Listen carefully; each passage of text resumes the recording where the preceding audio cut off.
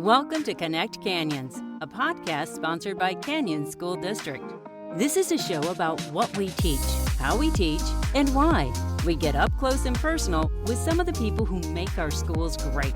Students, teachers, principals, parents, and more. We meet national experts too. Learning is about making connections. So connect with us. According to the latest SHARP, Student Health and Risk Prevention data from Utah Department of Health and Human Services, a staggering 80% of 78,000 students surveyed, ages 12 to 18, spend at least 2 hours a day immersed in social media, gaming, or texting. While Utah students are more connected than ever, the constant digital tether brings significant concerns regarding the content they consume and its direct impact on their mental well-being. Welcome to Connect Canyons. I'm your host, Stephanie Christensen. Today we are exploring how to support your children as they navigate the heavy realities of the online world. Joining us to share their expertise are Lori Hunt, Mental Health Specialist for Canyon School District, Brandon Segura, School Psychologist for Indian Hills Middle School, and Shad Roundy, School Social Worker for Alta High. Thank you for being here. Lori, let's start out with you. From your perspective, what does the data tell us about how social media is currently affecting our students' lives at school? Well, I think we're talking a lot right now in society about social media, our kids having phones, and what they are being exposed to. And I think what the research is showing is it is having a negative impact on their mental health. And I think just what's happening in the news, they're being exposed to images that might be harmful, and they're being exposed to information that might not be accurate. And so I think there needs to be more of a conversation about making sure we're helping our kids access reliable information. How do you go about that? Because here's the balance that I'm having a hard time with. So I find myself seeing things online, and then I want to have the dinner conversation with my kids. And I have a 13-year-old and an 18-year-old. I go to the dinner conversation. That's two very different age ranges. So I have a 13-year-old, and they're both very interested, but I don't want to scare them. And so we'll discuss what's happening in the day, and I'll bring up whatever I've seen online, and I kind of test the waters. But how do I go about it without adding extra anxiety? Shad, how would you approach it? I mean, I think there's a lot of resources available to parents that they should be aware of. A few being like Common Sense Media is a really good resource to go through, like how you can approach these difficult conversations with the appropriate age. The Child Mind Institute is also really good. The thing is this, kids are seeing this stuff online. They're talking to their friends. They are hearing it. So it's better for a parent to not be afraid. I think fear is not a good driving force for change. So if you want to have a conversation with your child, you should. And it really should come from you as a parent, because they are hearing about it from their peers. And we know that they're going to get information that is inaccurate. So if you're feeling nervous, I would definitely use the resources that I kind of listed, but also don't shy away from having the conversation. It's really important to have it and to try and have it in a way that's not, it's hard to do this, but not totally emotionally driven. I mean, there's going to be a lot of emotions involved, of course. And we don't want to like push our feelings onto our children. We want to kind of gauge where they're at so that we can provide them with support. As adults, we need to kind of take care of ourselves.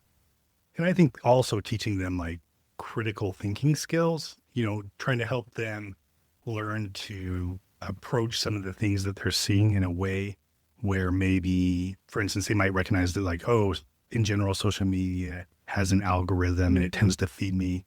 Oh, I've liked 3 cat videos. Now all I'm getting is cat videos. So recognizing the biases within the system, but I think also in teaching them to think critically, like things, for instance, a big one that I see that we as a people don't always recognize is confirmation bias.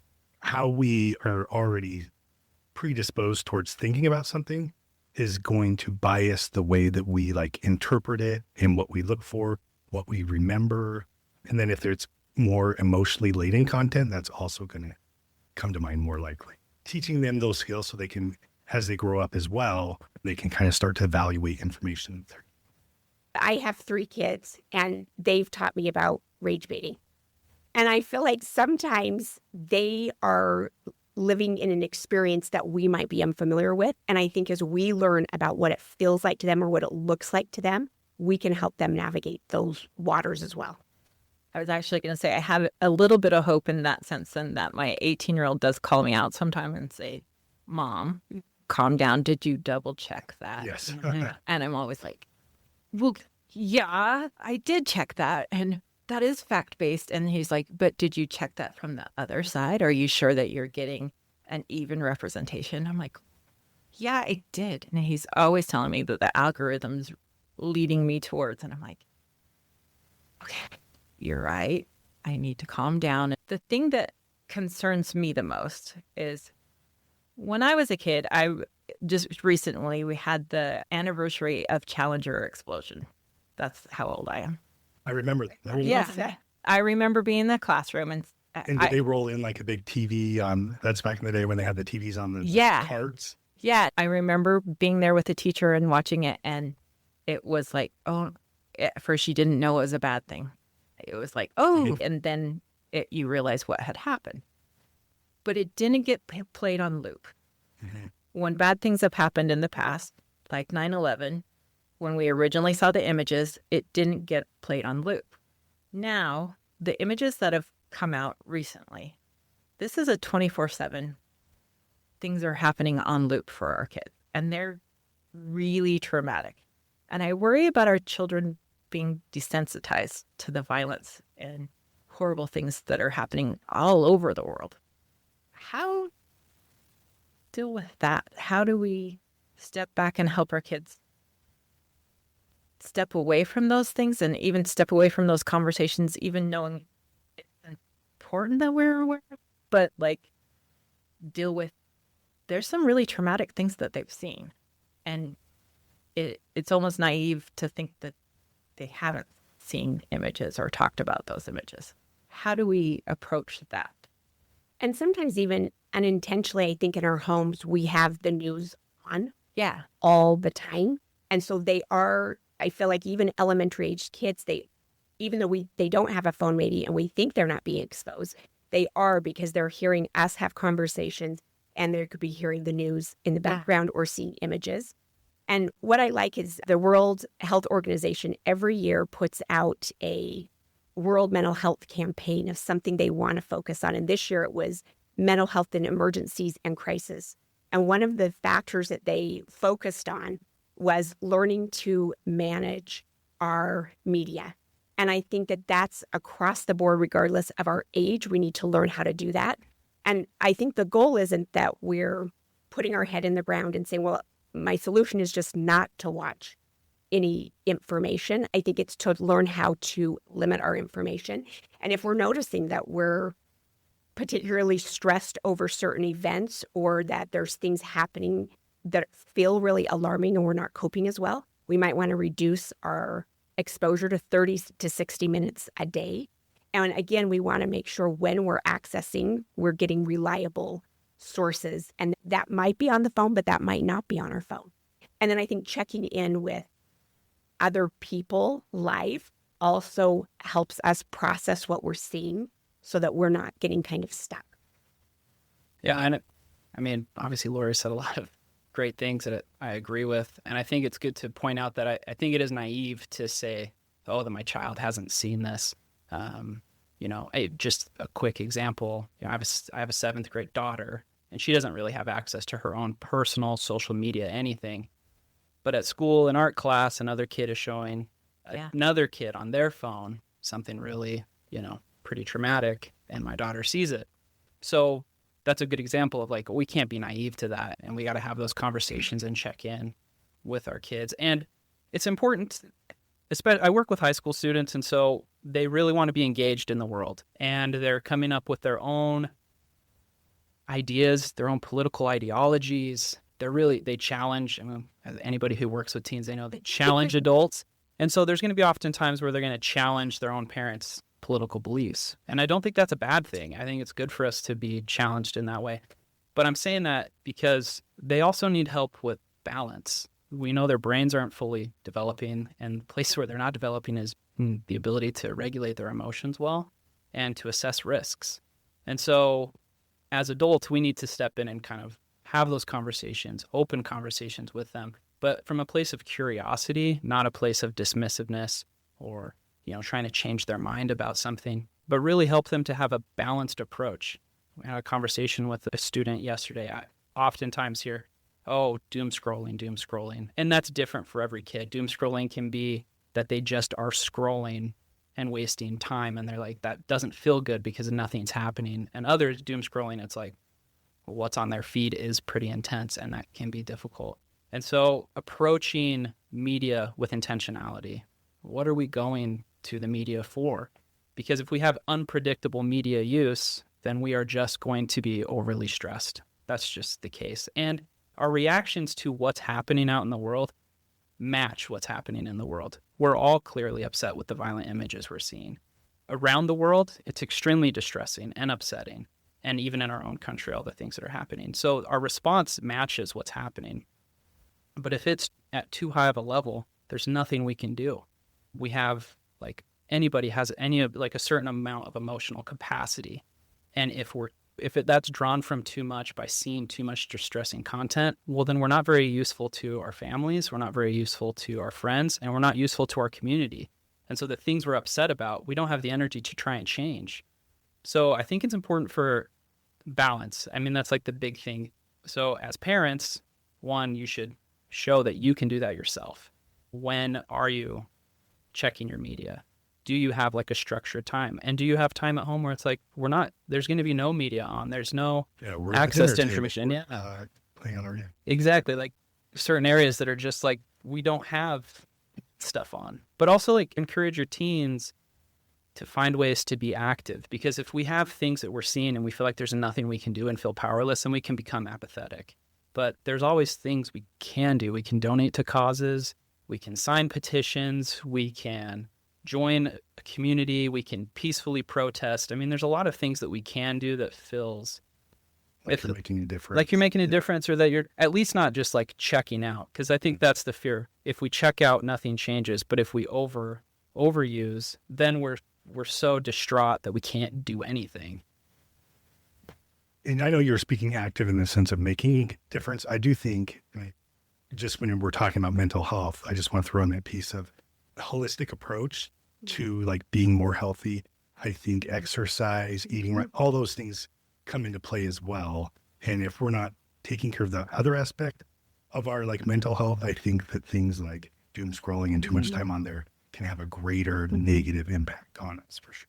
Well, and I mean, media with sleep and teenagers. And my gosh, I can't tell you how many kids I talk to that are oh, I was up till 3. And this is a consistent thing. And it's because they have, it's sometimes access to video games in their room, computers, their phone.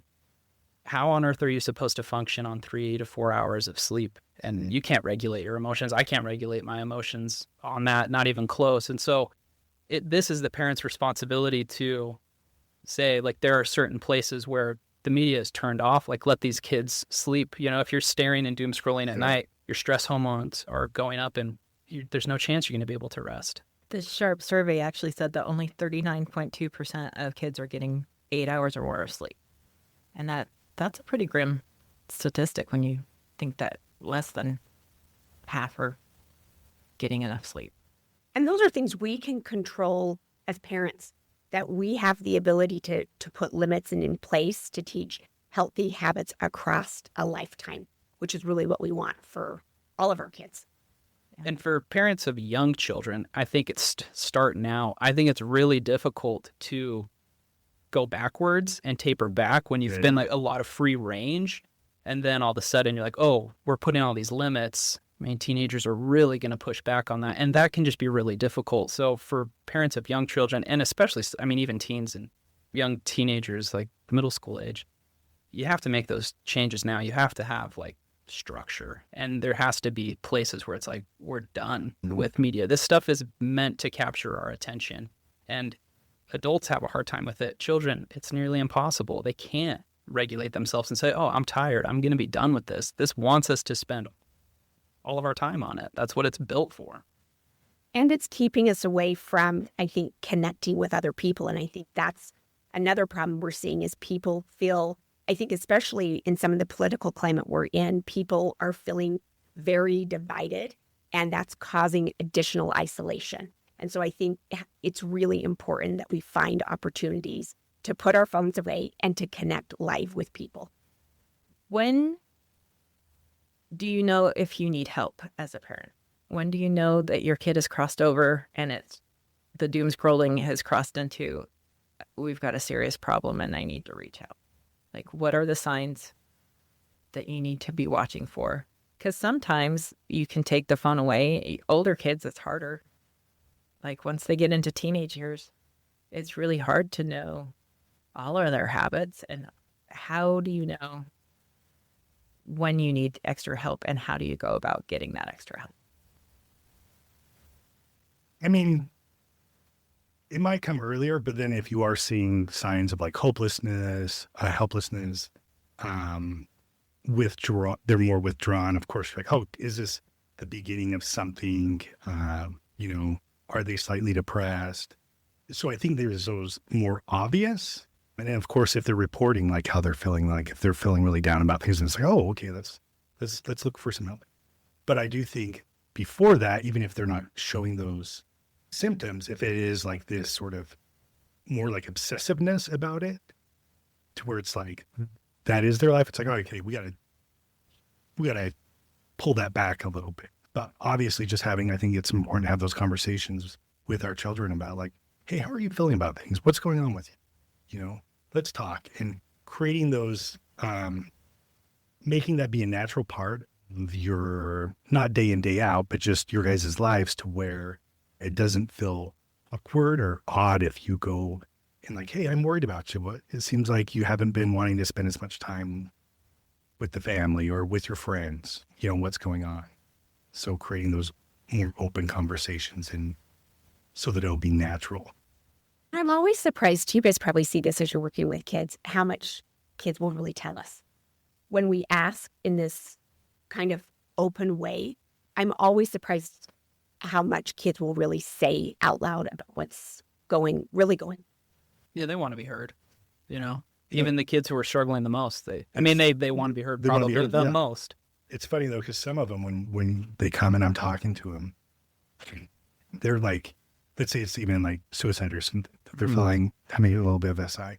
And we're talking to their parents, and almost always they're like, oh, they're going to be mad at me. And it's like, you think they're going to be mad at you?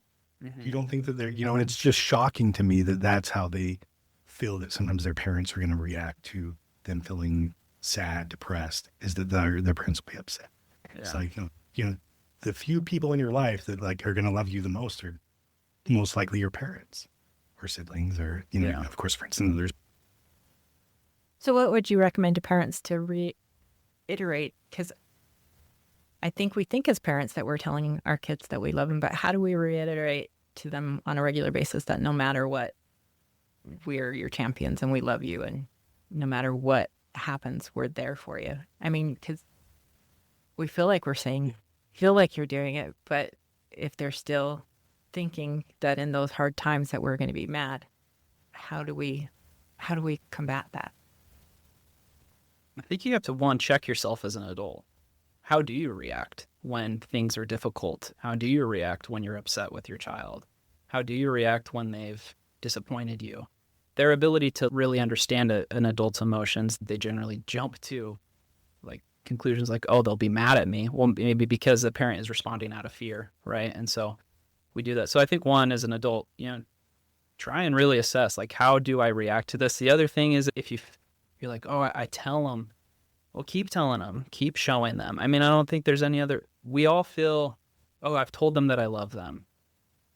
When was the last time you told? Whatever. I know. I think you can. I don't know if you can necessarily. You could oversay it, I guess. Like a kid would eventually get annoyed if you're just saying it constantly. Love me. Yeah. But there's like but also they want to hear it. And teenagers especially, they're going to respond kind of in a weird way. Like it feels sometimes uncomfortable when their parents are like, I care about you. Like, oh my heck, yeah, I know, like back off. But as a parent, like lean into the discomfort, say it again.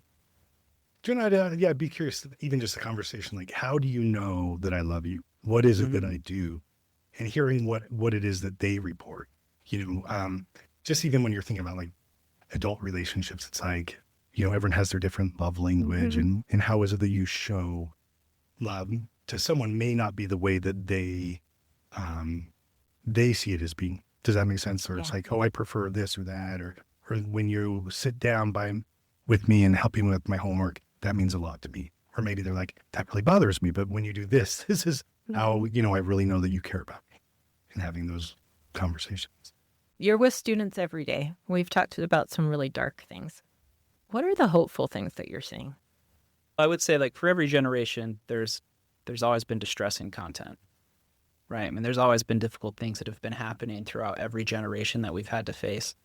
And watching this generation, working with teenagers, I think it's just that there's a thing about teenagers that I personally love and enjoy. I think there is just this energy and spirit about them that they have, that they want things to change and they want to try and push things for change. And they're pushing limits. I think that's really awesome. It can be difficult and frustrating for parents, but I think that's what's promising about teenagers. And especially in today's world where, there's no hiding the truth. And so what they'll do is they'll challenge each other. They'll challenge other adults. They challenge the systems that we work in. Do they always do it in the best way? No. But I think trying to encourage that, to continue to encourage that is helpful, but in a way that is productive. But I think that's what I've noticed. And I've noticed something that's been kind of cool recently, and maybe it's just, a couple individuals. I work a lot with just individuals, so it's hard to say this is what's going on big time. But most of them are saying, like, I'm kind of sick of all the stuff I'm seeing on social media. I'm hearing a lot of them themselves, like, I'm taking a social media break. So and it's not to check out, it's to really check in with themselves and be like, I'm not feeling good. I'm not connecting to the people around me. And so they're challenging and like the social media platforms by saying, I don't want to be a part of this. So I think that's promising. And they still have hopes. They still have dreams. They still want to pursue things. That always gives me hope. And I think what I see sometimes is that they're open to new ideas, which as adults, sometimes there's something called like a status quo bias, where we have the tendency to remain the same, even if there's like contradictory information provided. It's kind of like, no, I'm just going to stay how I am because it's easier.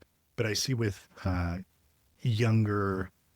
of the younger kids, I do see this more of an openness to like, oh, it could be this or it could be that, and not just this fixed mindset. We talk a lot about like a growth mindset, and I see that. Yeah, and they don't have that same confirmation bias as deep as the rest of us do, as you talked about it. So like that's hopeful. Yeah, and they're willing to consider, I think, other viewpoints. I'm impressed with their ability to consider things from lots of different perspectives, and their, I think, a sense of non-judgmental about different people's values or political affiliations or maybe style of how they're living. I think they are more open. And so I think, I have a senior in high school, and what I've loved, him and his friends don't text anymore. They call each other. And as a mom, nothing makes me happier than to hear him connecting with his friends through phone calls and FaceTime and in person versus texting and doing other things. They have that ability, and I feel like they're bold and they're not as scared. Like, I feel like they are, they're more secure in some ways in who they are. And I think I always worried about getting in trouble. And I feel like kids have a little bit more boldness behind them now. Definitely. Is there anything else that you would like to leave with parents as far as where they could reach out to get help through the canyons, or like just in general as far as social media help? Well, I don't know about social media help, but if a parent is concerned about the mental health of their child, they can reach out to, if they don't know where to go, they can reach out to the school counselors, the school social worker, school psychologist, kind of start that conversation to either find out, do I want to get support from the school, or do I want to look somewhere else for that support? Because then we can at least provide information regarding that. There's things like the Canyons Family Center that can provide certain supports as well. The school does have a lot of rich resources or personnel who can help at least start that conversation. It can help with the particular child as well. And I think there's the Canyons Family Center offers both supports for individuals as well as for parents. There's groups parents can do about helping a child who's struggling with anxiety. And then there's a group that their child can take where they're learning similar skills. The Canyon Center also offers one time a month, they have a crisis counselor who's available if something's happening with your child and you just want things checked out. There's the mental health screening nights, and they've got 2 more coming up, March 12th at Midvale Middle School, and again, May 7th at Albion Middle School. So I think if you are concerned and you're thinking, I'm not sure if something's going on, but I'm wondering, that's a great place to start just to get information. And then there's lots of options in the community. There are a lot of free resources available to families, or I can even help people access their insurance panels and information to find more specific resources. So I think starting with your school, like Brandon said, is a great place to go. And then you can expand. They can help connect you with additional resources as needed. And we'll make sure to put your information in the show notes. Perfect. Yeah, and we do that a lot. I mean, I talk to parents often about, and they're like, maybe I don't want it in school. It's going to be too kind of intrusive to their schedule. Okay, well, we know a lot about free resources or resources available out in the community. Utilize the people at the school that can help, school counselors, school psych, school social workers. And just to reiterate what I said earlier, if you're struggling on knowing how to have these conversations with your children, especially related to digital literacy or whatever we want to call it, like Common Sense Media gives really good guidance. Parentguidance.org is a wonderful resource for parents on a ton of different topics. You can ask a therapist a question and it's a recording and they kind of answer questions, or there's like actual courses you can take and it's free. The Child Mind Institute. I mean, the internet's full of a lot of garbage, but it's full of a lot of useful resources as well. Take the time to get a little bit of guidance on how to have those conversations with your kids. And people in the school can even help adults get connected. Like if a parent's wondering, like, I don't know where to go, you could reach out to somebody in the school and they could say, here's some good resources, again, as a starting place. As we wrap up today's conversation, it's clear that while the digital world is vast, our students don't have to navigate it alone, and neither do you. The district offers a variety of specialized resources designed to support both students and parents in managing the mental health challenges of today. Thank you for joining us. Thank you, Lori, Brandon, and Shad, for sharing your expertise and for the incredible work that you do daily in our schools. And to our listeners, thank you for tuning in to Connect Canyons. We want this podcast to be a reflection of what you need. If there is a specific topic you'd like us to dive into, or if you have questions about today's episode, please reach out to us at communications@canyonsdistrict.org. Thanks for listening to this episode of Connect Canyons. Connect with us on Twitter, Facebook, or Instagram @Canyons District, or on our website, canyonsdistrict.org.